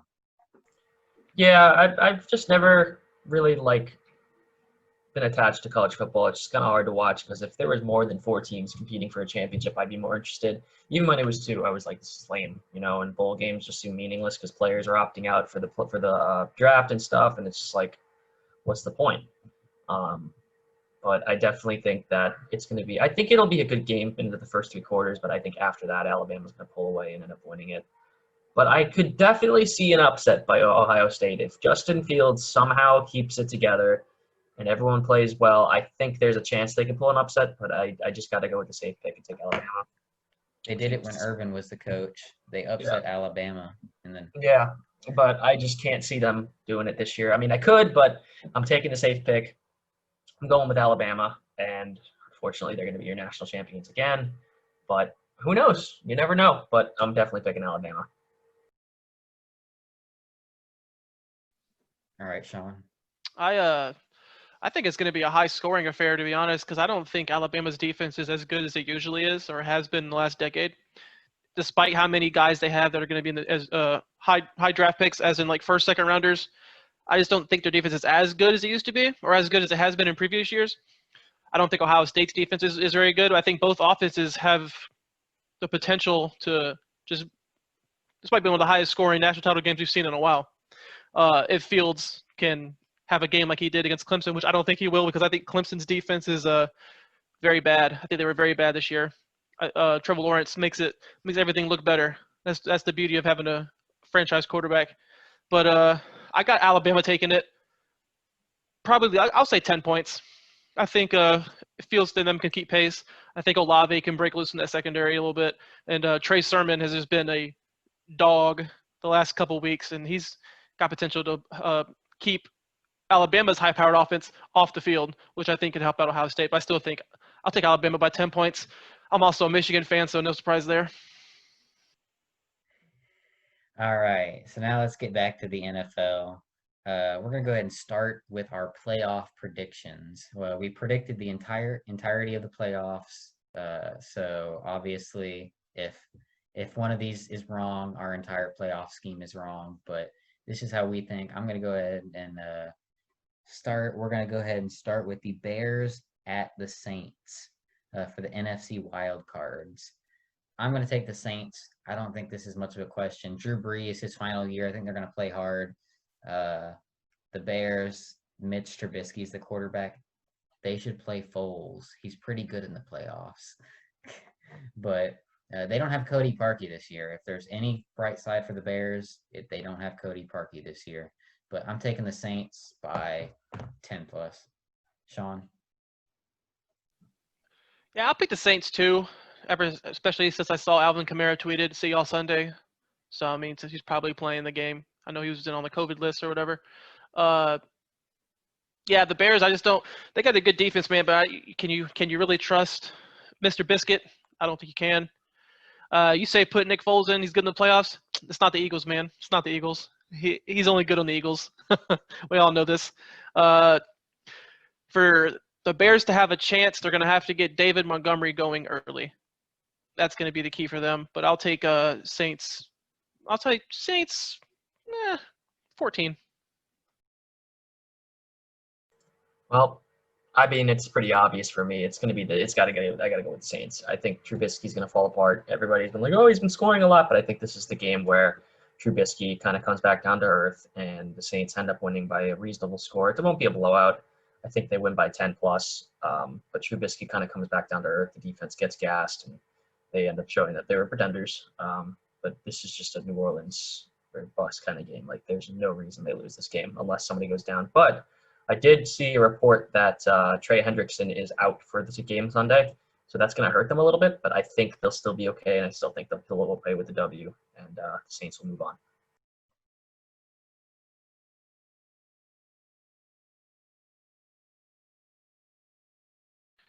You're muted, Josiah. Oh, thanks. Already having issues on the first time we're using Zoom. But yeah, Trubisky, he already came back to the ground, in my opinion, last week. I mean, I don't even think he was above the ground because just watch the Jags game. Cool, they scored over like 40 points. Trubisky still threw a god-awful interception. He played terrible that first half, to be honest. Yeah, he was keeping the Jags in the game somehow. But Mike Glennon would not allow them to stay in the game. It's like they give us an interception. Joe Schobert, great pick. But and then Mike Glennon 2 plays later throws it straight. Doug Marone, man, he called to the headset. Hey, man, give it back to him. And an investigation incoming? Question mark. But yeah, I don't think Trubisky's been very good. Like, yeah, their offense has been scoring more, but that's mainly because David Montgomery has been playing much better. And I mean, just everybody's playing better except Trubisky. He just looks better. He looks better number wise, but he's not that good. But let's go ahead and move on to a game that very much impacts the Jaguars. The Rams at Seahawks. I'm taking Seattle by 3 or less. I think it's going to come down to the wire because that's how Seattle plays, especially in the playoffs against the divisional opponent that they played twice. I mean, the Rams defense is, Russell Wilson, what happened to Russ? Like, what happened to letting Russ cook? Is cooking throwing interceptions now? Because dang, Russ fell off a cliff. He was like a unanimous MVP for the first couple weeks, and then nobody's even said he's not going to get an MVP vote. He's still going to go MVP voteless. But I think the Rams, I don't think Jared Goff's that good. I think the only reason Jared Goff is competent to an extent is because Sean McVay is literally speaking to him until the last second. Like he's in his ear until the mic cuts off. So, I mean, the Rams, I also think they're down a few guys. And I mean, even if Jared Goff might not even play. I think he's been practicing, but we'll see. The Rams, they're so weird. They lost to the Jets. Like, what? But yeah, I got the Seahawks by 3 or less. Brian. I'm honestly gonna go with. I think it's gonna be a close game. I just Seattle's just been very weird this year. The defense supposedly though has been turning it up a little bit towards the end, but I definitely think this will be a close game, and I got to go with Seattle, not because of we have the Rams pick, but I just think Seattle's the better team. I think Goff's gonna fluster in this playoff situation, but I'm gonna go with Seattle by 6. But I think it's gonna come down to a touchdown at the end by Russell Wilson, and the Seahawks will advance.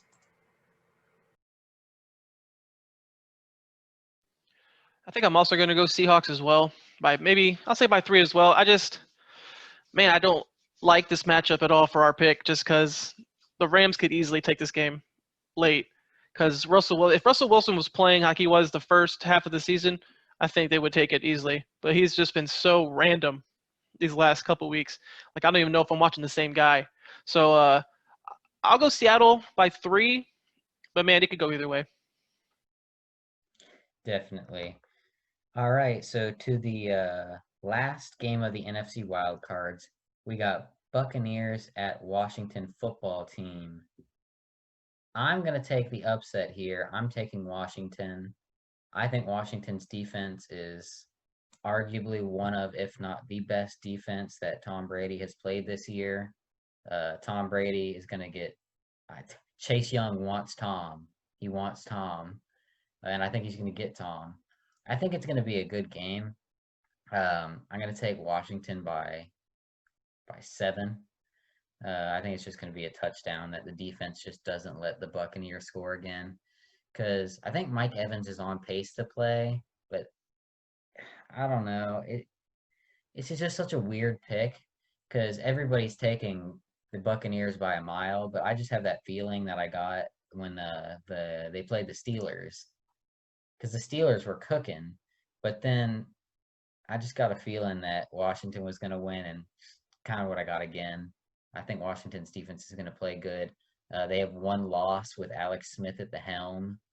For some reason it was the Lions, but beating the Pittsburgh Steelers makes up for that. So yeah, I got Washington by 7. Shawn? Yeah, I think this game will be closer than the national media will let on. I think it'll be Buccaneers by 10, which seems like a lot, but I think the national media thinks they're going to just blow them out of the water. And the reason why I say by 10 only is because I don't think the Redskins' offense can keep pace with the Buccaneers' offense. Because let's not forget, the Buccaneers have a good defense too. And only thing that Washington has going for it is that Brady has been god-awful in primetime games this year. So they have that going for them. But I still don't think Washington has enough weapons to outscore or keep pace with Brady and the Bucs. So I'll take Bucs by 10. I'm gonna pull a surprise here. I think Washington pulls an upset and beats Brady in the playoffs. Because this is Brady's first time in 21 years in the league he's playing in the wild card. And I think Washington comes in with some fire, and I think they get to Brady, and I think that the Washington football team pulls a miracle and beats the Bucs, and everyone loses their mind because everyone's probably thinking, oh, the Bucs are going to wipe the floor with them, blah, blah, blah. But I'm going to be in the minority here, and I think the Washington football team is going to pull a miracle and beat the Bucs in the playoffs and advance. Yeah, one thing I've noticed is everybody's like, don't bet against Tom Brady in the playoffs or Tom Brady's clutch in the playoffs. Did you not watch the Titans game last year? He had a chance to go down the field. I mean, yeah, he had no weapons, but I mean, he still had a chance to go down the field, beat Tom Brady, but he threw a pick 6. I still have the video on my phone. It's great. But It happens. yeah, we'll see. I mean, call me a stooge, but I don't care. So we have one differed pick for Shawn. But let's go ahead and move on into the AFC Wild Cards.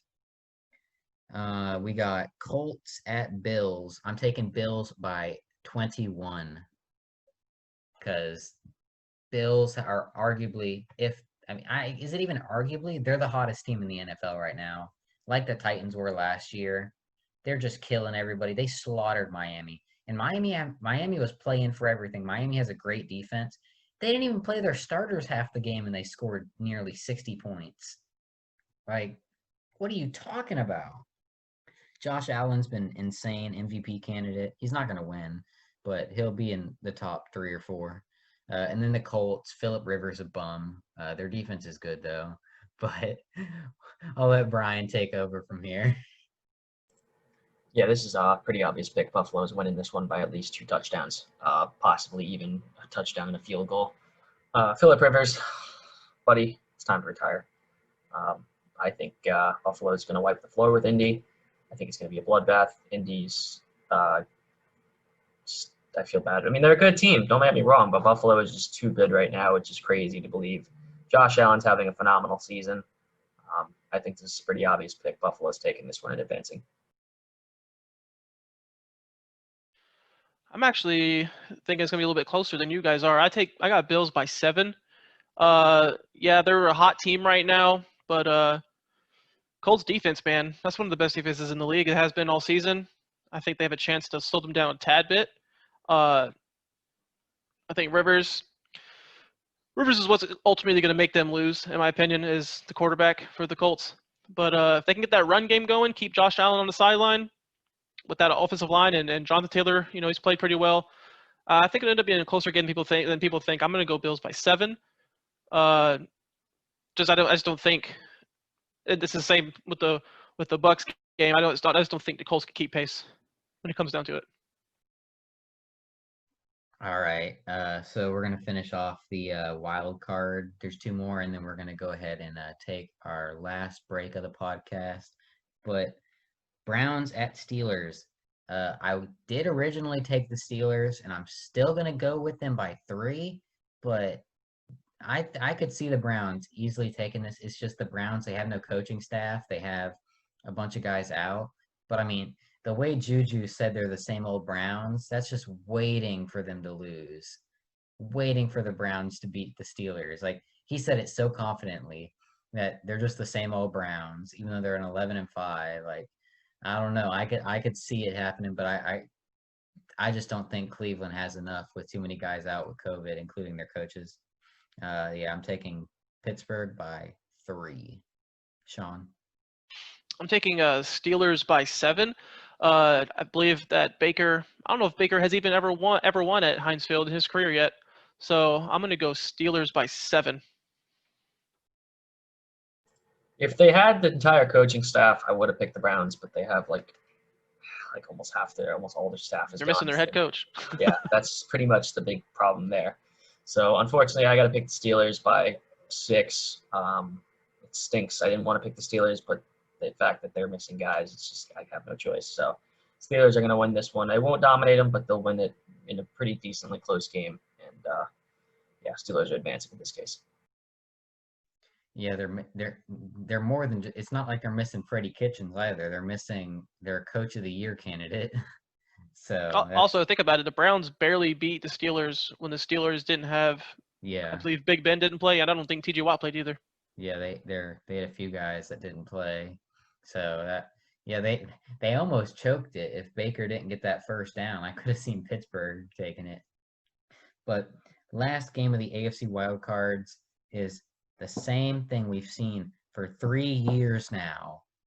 Ravens Titans upset. And then this season, during the regular season, it's not 3, it's technically only 2 years, but 3 games. Then we got the same game again at Ravens. The Titans took them down again. 3rd time's the charm. I'm taking the Ravens by 5. Weird score because I can. I think the Ravens are finally going to get the best of them. I think the Ravens have so much bulletin board material for this to get pumped up. I think they've actually been I think they've been on a tear recently. unlike last time, it was the Titans who were on the tear, and the Ravens who were just kind of coasting. Now I think it's the Titans who are coasting. They almost lost to Houston, while Baltimore is absolutely killing everybody they played the past couple weeks. So I'm taking Baltimore by 5. Brian. Oh, I mean, honestly, this is a coin flip for me. Like, I'm worried that Tennessee's going to have another run in the postseason, but I think I'm going to go with the Ravens this time. I think they finally pull it together and they finally beat Tennessee and get the monkey off their back.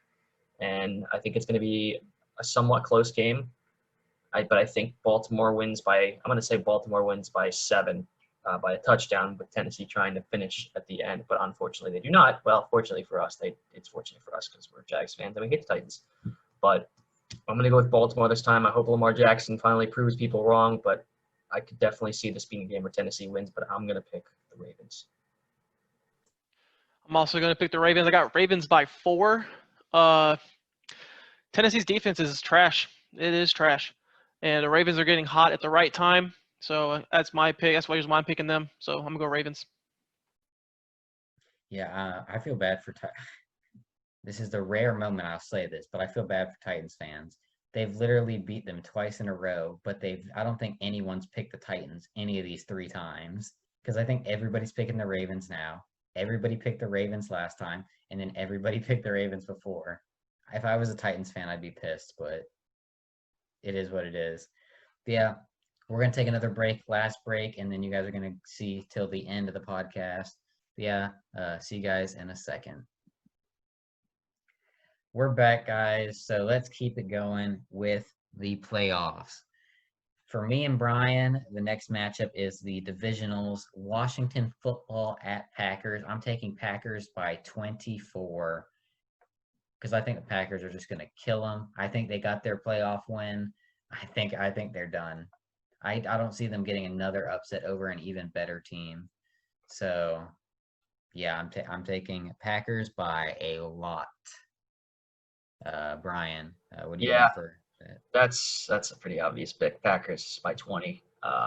Football team's going to struggle a little bit against Packers. I think it's going to be a blowout. No, I wouldn't even say like a blowout, but it's going to be high scoring for the Packers, not so much with the football team.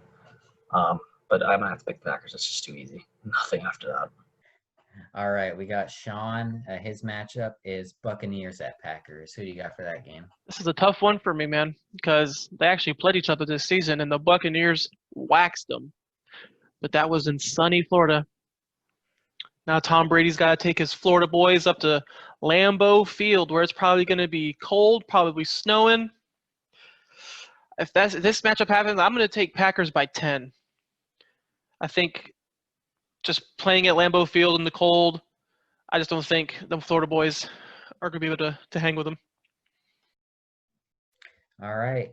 Next game, this is for all of us. Seahawks at Saints. I'm taking Seattle to win this game. I could see the Saints winning, but I just think this is where the Saints have their annual choke. They've had it since Marshawn Lynch, Beastquake. They just have their annual choke every single year since that year. I mean, they did win the Super Bowl at one point, but you know what I'm going for. So I'm taking Seattle by 7. Shawn. I'm actually going to go Saints. Saints by 10. I don't trust Russell Wilson right now. He hasn't played very well. I think Drew Brees can just dink and dunk it to Michael Thomas and Alvin Kamara and get the W. Plus, Saints got a really good defense as well. So I just think they're a more complete team right now. Yeah, I got to go with the Saints as well. I think it'll be a close game till the end. The Saints have a better team right now. Seattle is just too hot and cold, and I think the Saints are just more complete. I think Drew Brees will be just fine. Might get Taysom Hill involved a little bit. And hopefully Hendrickson's back by that point, so that'll help him a lot. And then Russell Wilson, for all we know, could be really hot or it could be really cold, but I think Drew Brees pulls this out, and the Saints don't choke this one, surprisingly. Okay, so that leaves another differential. We didn't all pick the same. So now let's move into the AFC Divisionals. This is the same for all of us. Ravens at Chiefs. I got Chiefs by 10.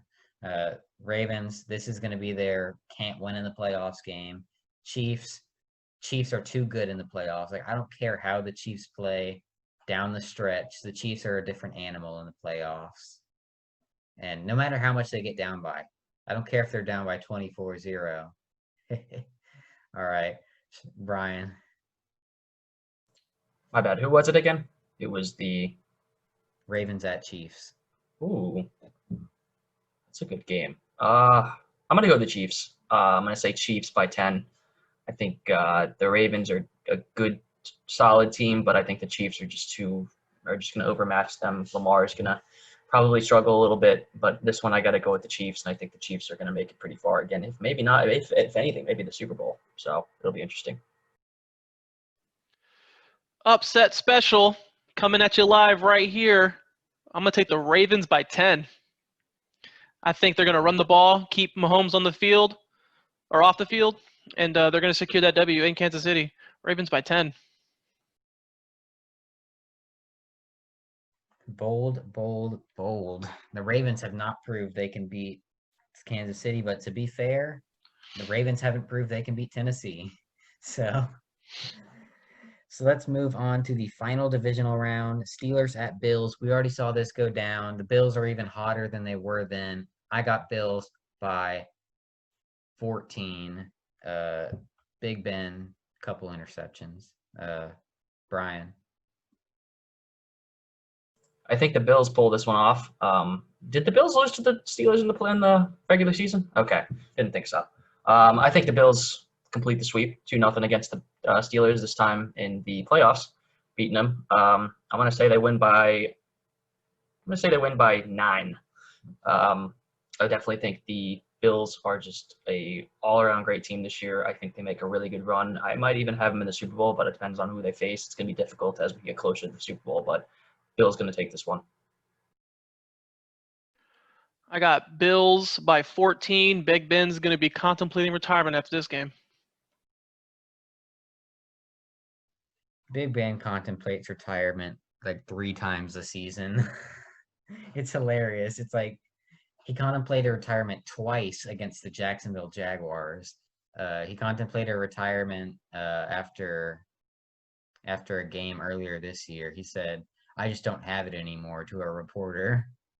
So, is he ever going to hang it up? Because he already said he doesn't want to retire, but it's like he contemplates it every year after he has a bad game. He should retire.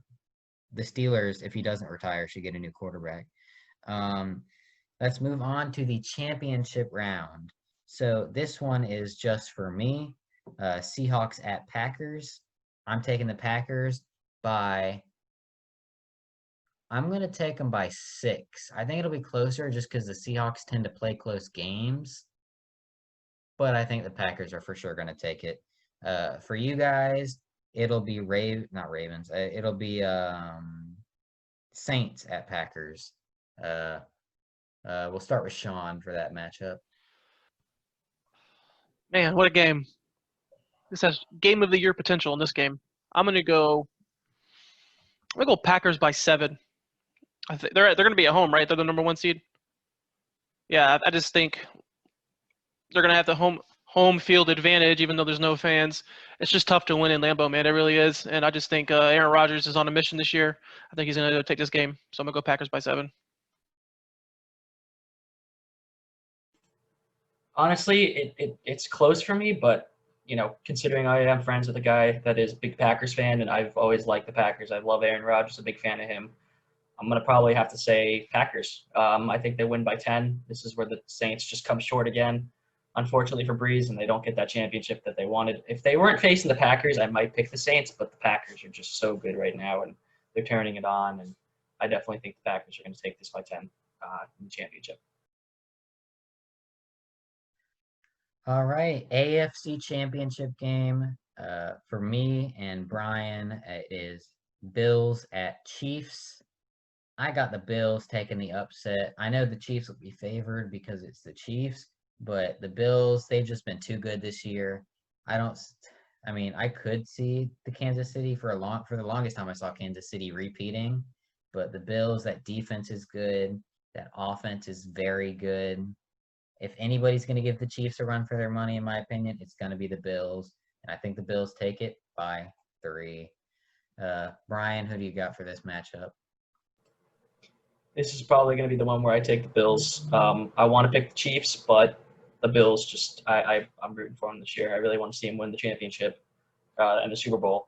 And I think they're going to win this by 6. I think it's going to be a close game here. But I think Josh Allen just balls out. Offense, defense, everybody balls out. The Chiefs come close, but I think the Bills take this one. All right. Now, Shawn has his AFC Championship game of Ravens at Chiefs. I'm not Ravens. Bills. Wait. Ravens at Bills. Sorry.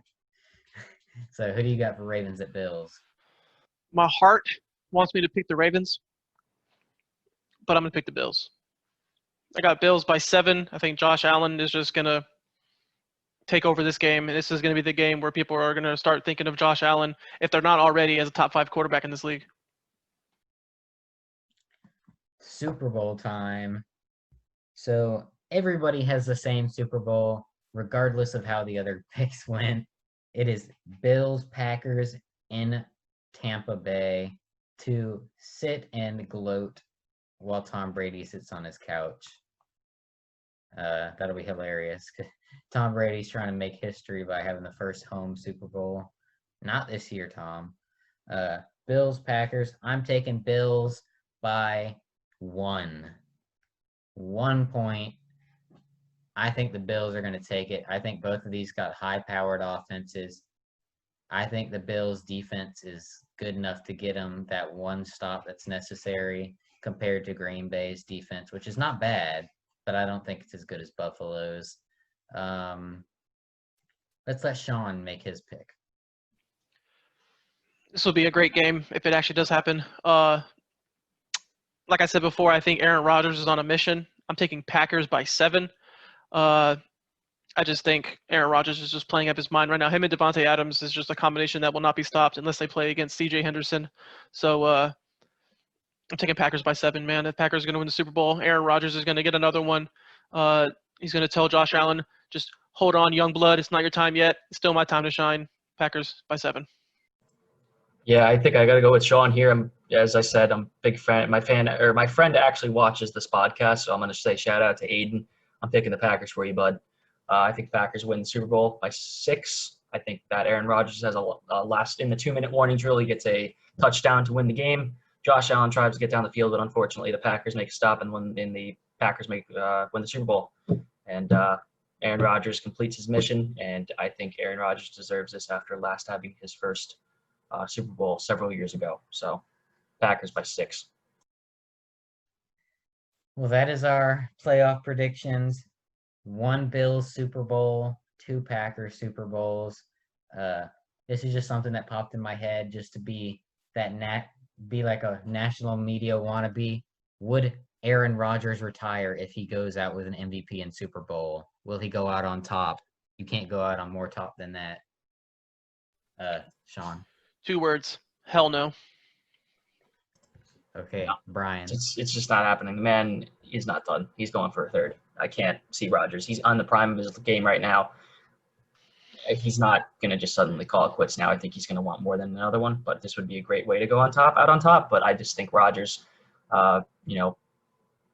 drive to win is just not going to end here. I think this is just the beginning for him. I think he pulls out another big championship before he retires. If not, he gets another couple playoff wins and he continues to secure his legacy as one of the best of all time. Yeah, I don't think he's retiring either. I just wanted to ask that question just because, Peyton Manning. Was Peyton Manning Super Bowl year when he threw the 55 touchdowns and he retired? No, he retired the year after that where he was straight dog booty. Okay, I thought so. But, yeah, I mean, you can't go out more on top than that, but I don't think Aaron Rodgers is that dumb. I think he has plenty in the tank left. I think he's the only guy who's old now that still should be playing. I think Phillip should retire. Ben should retire. Tom, I could see Tom staying, but I could also see the argument for Tom retiring. Who else is there? I mean, Matt Ryan's old, but I don't count him as the old guys necessarily. he's a couple years. Aaron Rodgers should keep playing. Am I missing any other big old quarterback? Not that I can think of. No, I don't. No, I think you're good, man. All right. Yeah, I think you guys got anything left before we end this long podcast off? No, I'm looking forward to the next one, which will probably be in, I don't know, a few weeks or a month. It'd probably be when we get closer to Free agency. yeah, probably when we get to that point, start making predictions for that, start making our mock drafts. We'll probably do it maybe before free agency and then after, depending on what every team does, and we'll make our predictions from there. And then obviously we'll do like pre-draft night, and then obviously after the draft and make our decisions. Probably, that's a while in the future. That's a few podcasts away, but yeah, I'm looking forward to moving forward with this. I think we all agreed that Shawn is probably going to be a cornerstone for our podcast moving forward, so it might be a 3-man team moving forward from here. So expect all 3 of us next time together again, because it definitely seems like it's a lot more fun with 3 of us, and Shawn does provide a lot of good insight regarding the NFL and even college. Yeah, all right, real quick. Is Urban Meyer going to be the head coach? Yes or no? Josiah, yes. Go. Yeah, Brian. Yes. I don't think there's. I'm going to say no. Oh, Shawn's got. I'm going to say he doesn't take. I'm going to say he doesn't take the offer, or he doesn't accept. Oh, why? Why do you think he doesn't take it? Because it was also rumored that he's also interested in the Chargers, and I think they have a more complete team right now that he would perform better with. Oh, so you think he's going to coach just for a different team? I think he might go to the Chargers. Oh. They have the quarterback already. They have better players on defense already. They already have better playmakers. Can see it.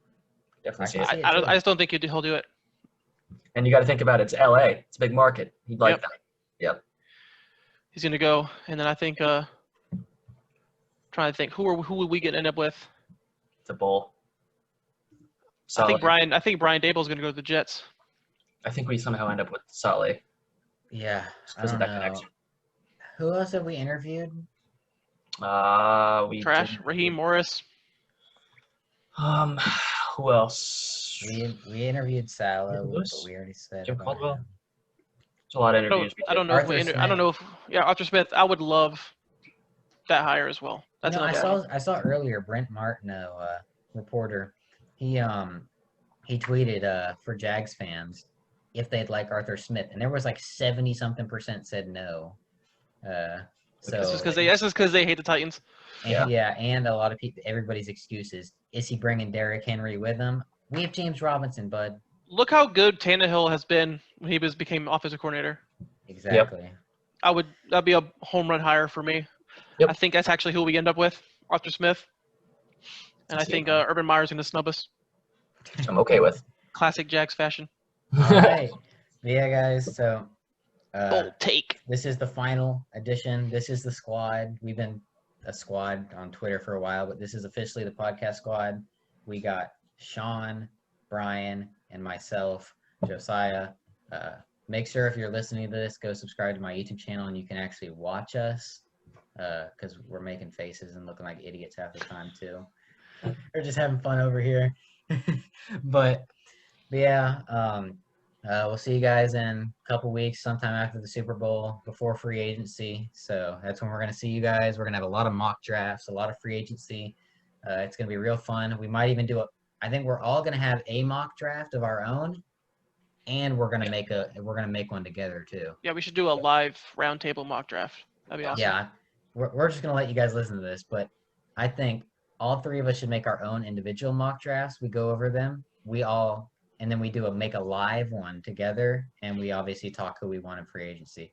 I think that'd be for a fun podcast, and hopefully you guys would enjoy it too. You guys could listen, watch, whatever. But yeah, hope you guys enjoyed this. Make sure follow all our Twitters. They're in the description of whatever you're listening on, or like if you're on YouTube, down below. If you're on Anchor or any of those other, it's in the description. Copy and paste it. Brian, me, Shawn, hope you guys enjoyed, and we're out. See y'all. See you guys. Later.